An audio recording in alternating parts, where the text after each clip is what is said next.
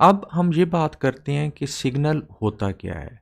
Signal एक measurable quantity होती है। जैसे फॉर एग्जांपल जो मैंने मोटर कंट्रोल की एग्जांपल दी थी, उसके अंदर मोटर की इनपुट पे आप वोल्टेज दे रहे हैं और मोटर की आउटपुट पे जो चीज़ आपको मिल रही है वो आपको टॉर्क मिल रही है। तो आपकी जो मोटर की वोल्टेज है इनपुट में, ज़ाहिर है वो टाइम का फंक्शन है। अगर आपने मोटर को कंट्रोल करना है तो टाइम के साथ साथ आप वोल्टेज को वेरी करेंगे।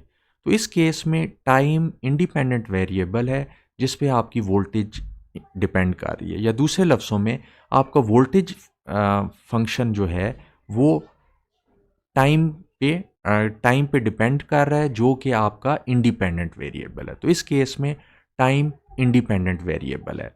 तो वोल्टेज टाइम एक इंडिपेंडेंट वेरिएबल का फंक्शन है जो कि टाइम है। इसी तरह आपका जो आउटपुट में टॉर्क होगा, जाहिर है वो भी आपका टाइम के साथ चेंज हो रहा होगा। तो वो आपका जो आउटपुट टॉर्क होगा वो भी टाइम का फंक्शन होगा।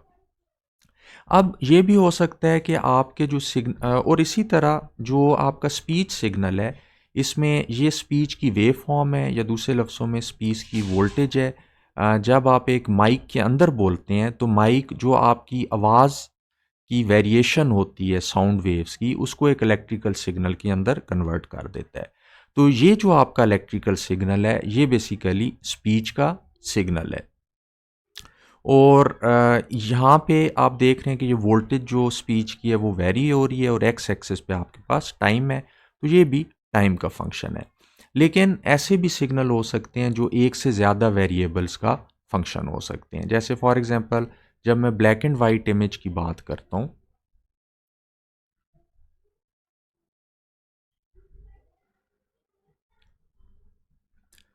तो आपका जो इमेज होता है वो बेसिकली बना होता है डिफरेंट पिक्सल से मिलके।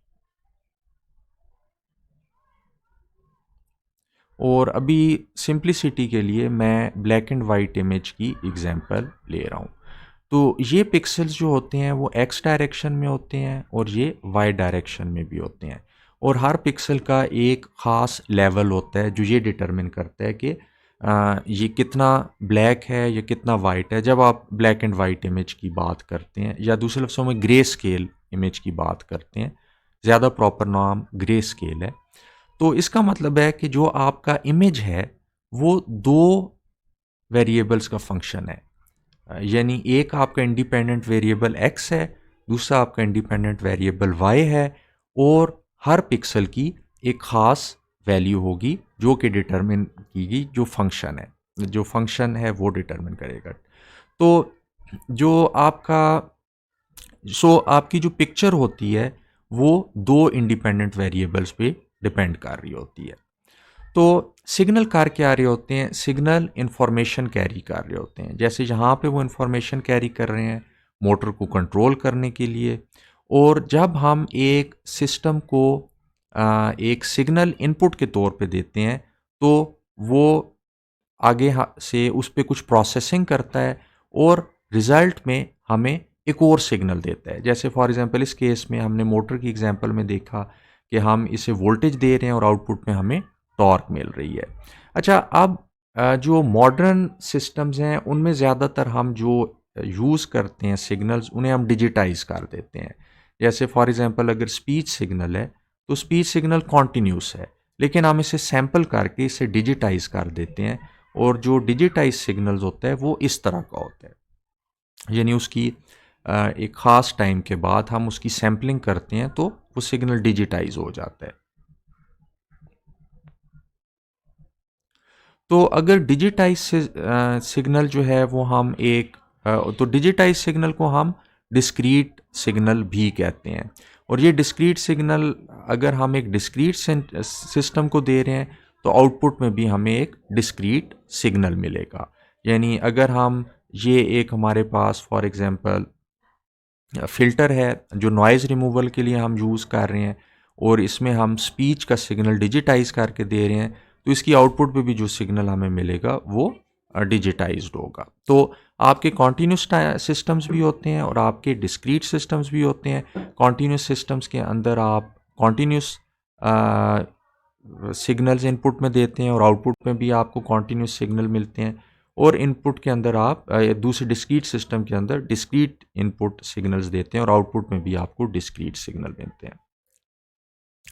तो सिग्नल क्या होता है? सिग्नल जो होता है वो इंफॉर्मेशन को इनकोड करता है, और ये इंफॉर्मेशन एक पैटर्न ऑफ वेरिएशन की होती है। जैसे फॉर एग्जांपल जब आप एक माइक्रोफोन के अंदर बोल रहे हैं, ये एक माइक्रोफोन है और इसके अंदर फॉर एग्जांपल कोई आदमी बोल रहा है,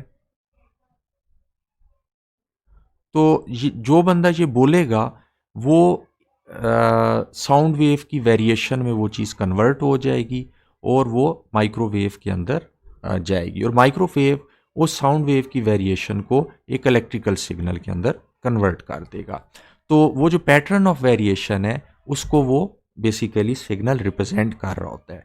so signals are function of independent variables that carry information, यानी सिग्नल्स इंफॉर्मेशन कैरी करते हैं और वो एक इंडिपेंडेंट वेरिएबल का फंक्शन होते हैं। जैसे स्पीच के केस में ये टाइम है, मोटर वाले केस में भी हमने देखा था कि वो टाइम का फंक्शन होते हैं। और सिग्नल की बेतहाशा एग्जांपल्स हमारे इर्द गिर्द बिखरी हुई हैं। जैसे फॉर एग्जांपल आपके इलेक्ट्रिकल सिग्नल्स होते हैं, और इलेक्ट्रिकल सिग्नल्स के अंदर आपकी जैसे फॉर एग्जांपल